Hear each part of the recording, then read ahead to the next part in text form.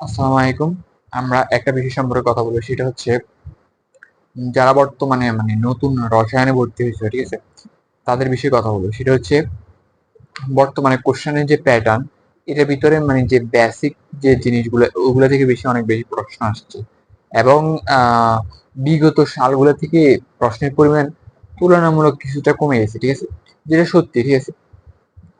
তো গতানুগতিক যে পড়া ন্যাশনাল ইউনিভার্সিটির ক্ষেত্রে তোমরা যদি ওইটাই ফলো করো, তাহলে যেটা হবে, ঠিক আছে, মানে একদম হায়ার গ্রেড পাওয়া বা একটু আপ গ্রেড পাওয়া, আপ উপরের লেভেলের গ্রেড পাওয়া কঠিন হয়ে দাঁড়াবে, ঠিক আছে?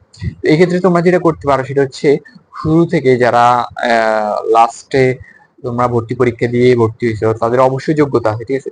তোমরা চেষ্টা করবা একদম বেসিক লেভেল থেকে পড়ার জন্য। আর মনে রাখবা, ফার্স্ট ইয়ারের রেজাল্ট ভালো করা অনেক সহজ। যেমন ইনঅর্গানিক কেমিস্ট্রি আছে, ফিজিক্যাল কেমিস্ট্রি আছে, অর্গানিক আছে, ঠিক আছে? অর্গানিক যদিও একটু কঠিন, ঠিক আছে, বাট একটু ট্রিকি হইলে এবং তোমার যদি ইন্টারের বেসিক ভালো থাকে, তাহলে তুমি অবশ্যই ভালো করতে পারো, ঠিক আছে? সবার জন্য শুভকামনা।